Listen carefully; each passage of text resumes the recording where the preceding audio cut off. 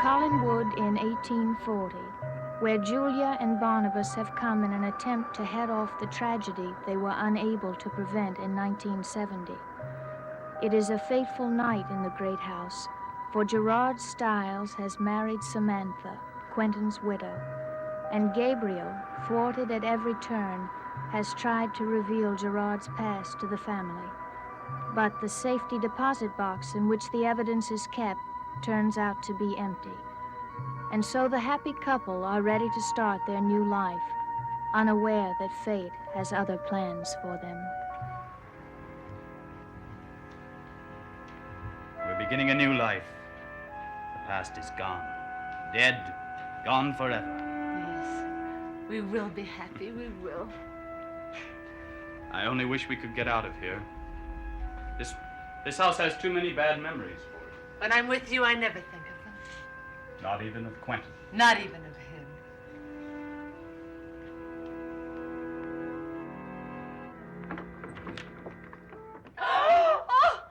Samantha, I'm home.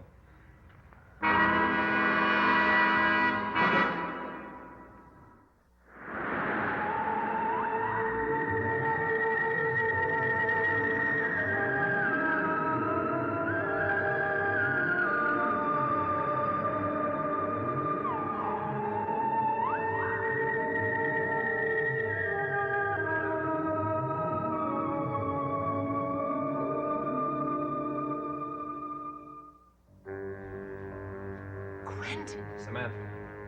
Is Tad... He's all right. Oh, no. What? No! Samantha! Quentin, wait. Tell him! Tell him! Tell me yourself. Quentin, listen! Oh, so that's how you look forward to my homecoming. She thought you were dead. So did we all. When the boat docked here, I came as soon as I could. My friend. I thought that you and Tad had been lost in that storm. I didn't want to send a stranger here. I was afraid, so I thought I should come myself. And so she has been very happy. No, she grieved. You call that grief?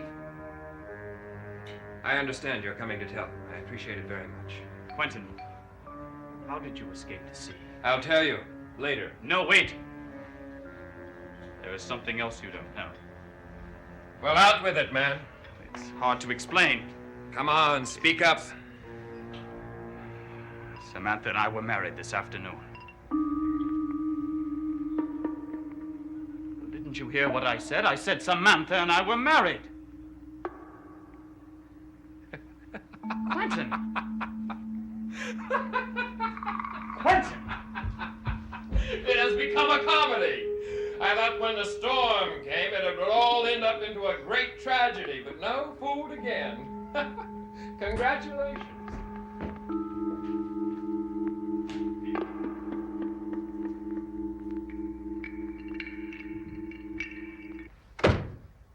Quentin!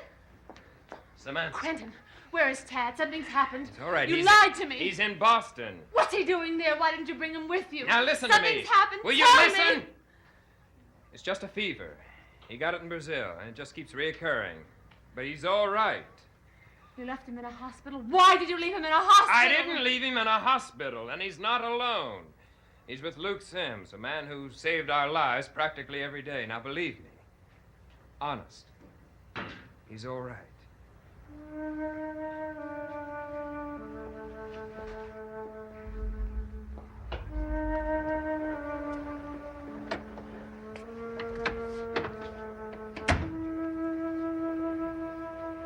You must hate me.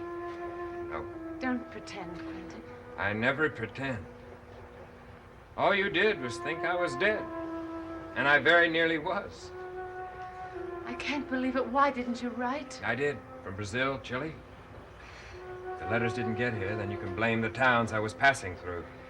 There must have been some way you could have let us know. Not the way I was traveling. No money, no friends.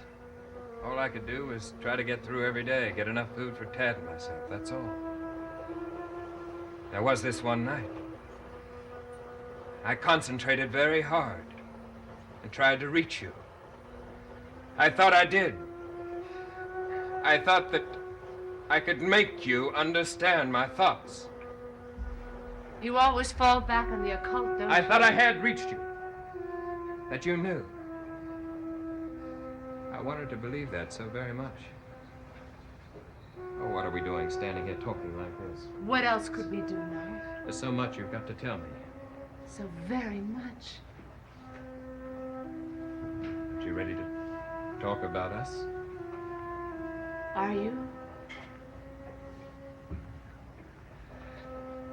How's Father? Oh, Quentin, what am I going to do? What? Tell me what I'm going to do. You tell me, Samantha. Because you're the one who's going to have to make the decision.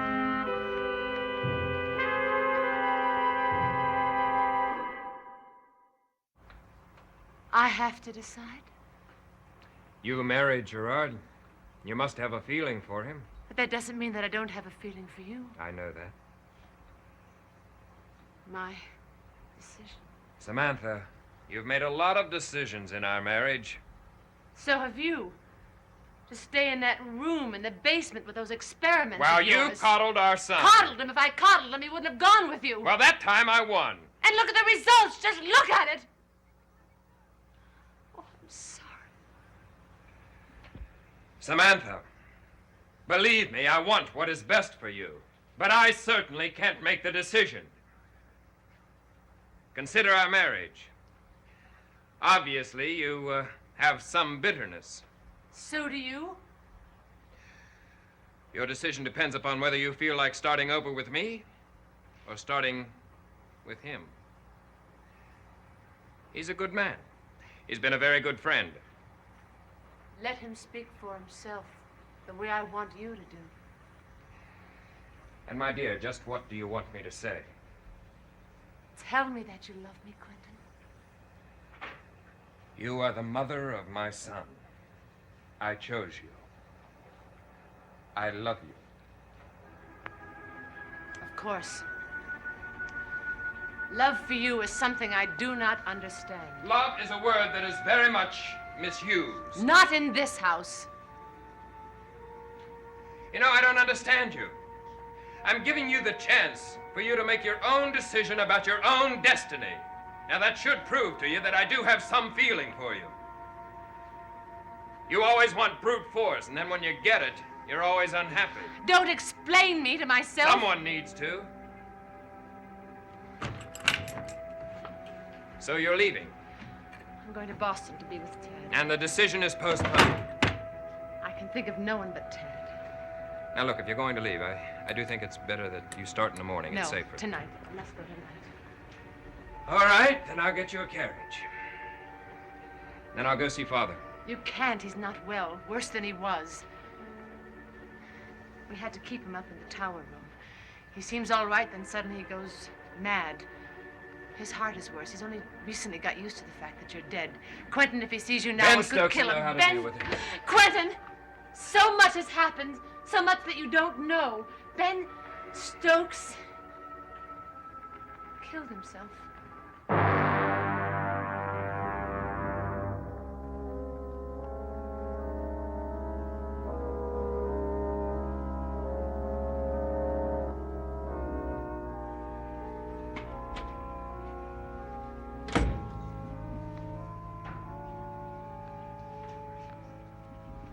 May I be of service, sir? Yes, I've come to view the body of Ben Stokes. I'm sorry, but there is no viewing of the bodies after dusk. It is a rule. But one that must be broken. It cannot, sir. It must. I have no other time to come. My dear sir, please lower your voice. We are conducting a special service for another dear departed this evening. The services for Ben Stokes will be tomorrow at 4 o'clock. But I'll be out of town. I must see him now. Are you a relative? Barnabas Collins. At your service. Barnabas Collins. I've waited a long time to meet you. My name is Trask. Is that familiar to you? Should it be? Your father, Barnabas Collins, knew my late father, the Reverend Trask, in 1796. My father was an emissary of the Almighty, sent to strike the cloven hoof from this poor, wretched village. And was he successful? I don't believe my father ever thought of Collinsport being particularly sinful. Indeed, sir, he did not. I'm afraid, Mr. Collins, your father was blind to the devil's work. The Reverend Trask was a martyr to his cause. He disappeared, and only the Almighty knows where his bones rest. But someday, I shall find out. Be that as it may, I want to see Ben Stokes. You must know that he was a faithful friend to my father. Now, take me to him at once. I will show you more courtesy than your father ever showed mine, sir.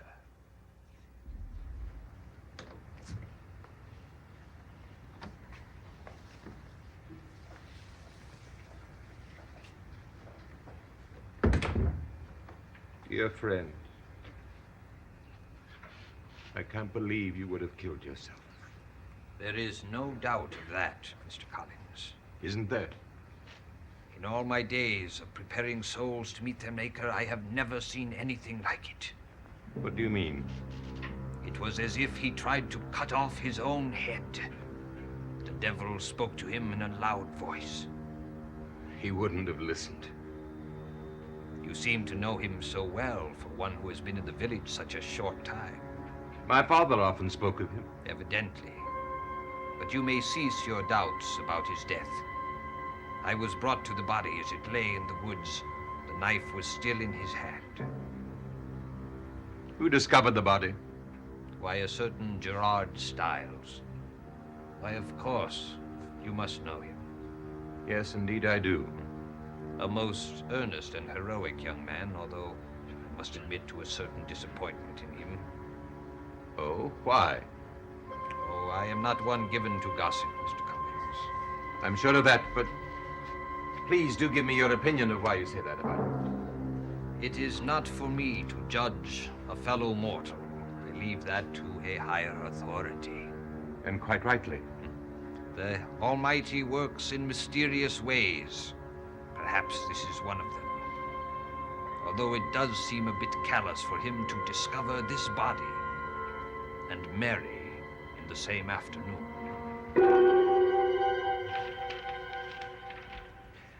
You are quite right on going to Boston and being with your son.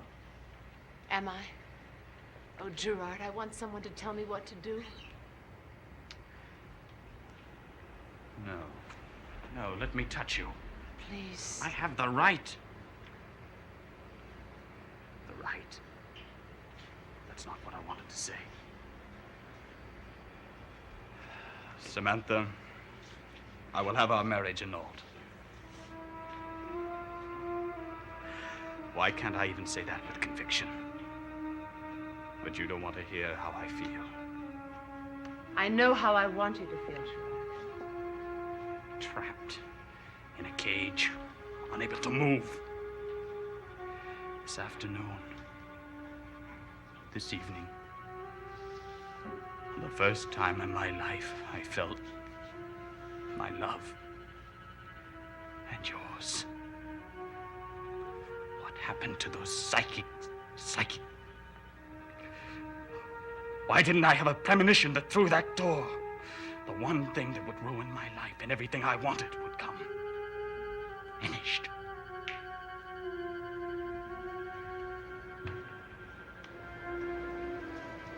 Oh, Samantha, don't cry. I can't bear you when you cry. Gerard, there's someone there. Someone's watching us. Who is it?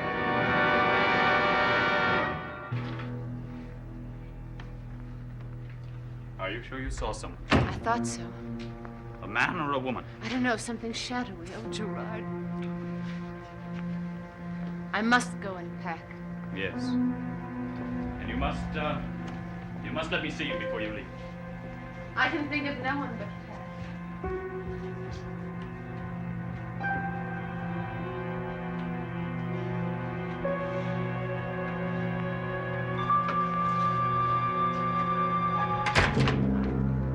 Mr. Mr. Collins, did you by any chance see anyone on your way over here?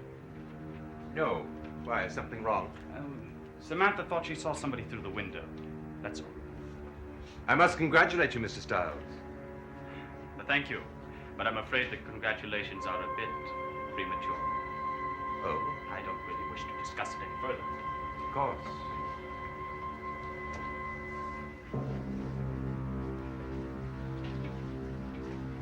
I've just come from viewing the body of Ben Stokes. Most regrettable business. Yes. Did you know him well? We lived in the same house for several months. But had you had much actual contact with him? No more, no less than anyone else. Why all these questions? You discovered the body. By chance. See. How long do you think the body had been dead? Well, I don't know, Mr. Collins. I'm not the county coroner.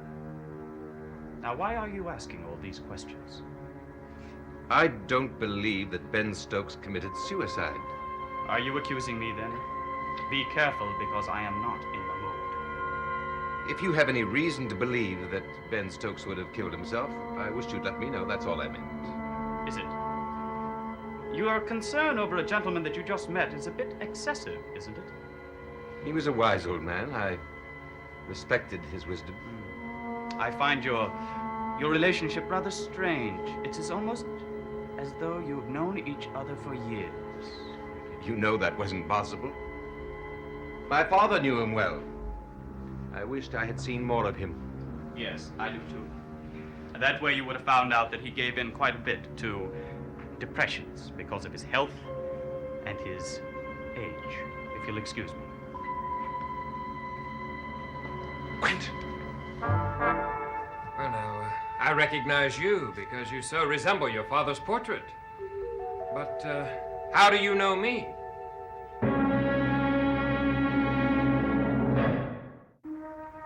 I, don't remember our having, met before. Well, I saw a drawing of you upstairs, the one done by Ben Stokes' granddaughter. Oh, yes. It bears a remarkable resemblance to you. But I'm so astonished to see you. I thought that... You thought I was dead. But I'm going to have to put a notice in the village newspaper announcing my, miraculous survival. Well, I'm sure that you two must have much to talk about. Well, certainly you'll stay, cousin, if I may call you cousin. After all, we could certainly use an impartial third party here tonight. Quentin, Gerard, this is my house. We shall do as I think is best.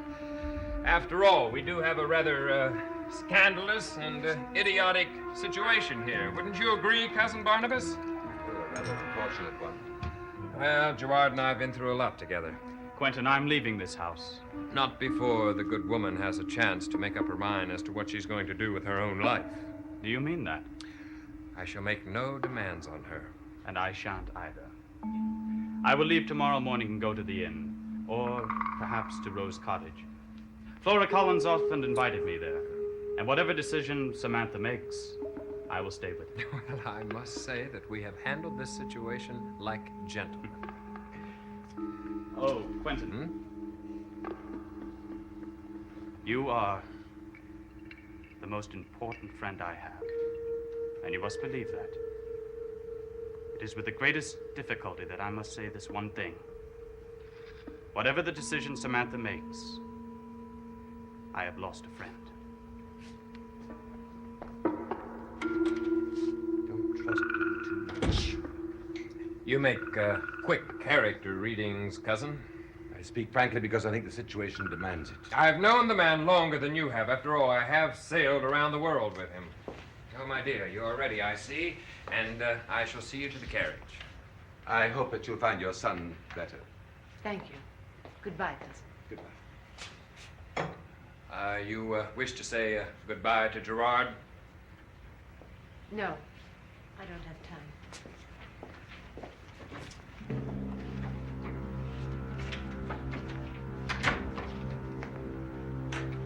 Mr. Collins, do you have psychic gifts? No, why would you ask that? Well, you seem rather comfortable here, and you know so much. Well, my family has made me that way. I see. Tell me, I didn't know that Ben Stokes' granddaughter was an artist. Does she have a great deal of talent? For a child, I yes. see. Well, maybe I ought to have her draw something for me. Well, Samantha has gone. And may she have a pleasant trip. Now I must say goodnight to the both of you. Good night. And certainly you're going to stay here with us, cousin? No, my sister is, but I'm quite comfortable at the inn for the moment. Samantha told me that Father gave you the use of the old house. I certainly don't envy your repairing it. I'll enjoy doing it. I'll see you in the morning. Unfortunately, I won't be here in the morning. I'm out of town. I regret that I'll be unable to attend Ben Stokes' funeral. Yes. Good night. Good night.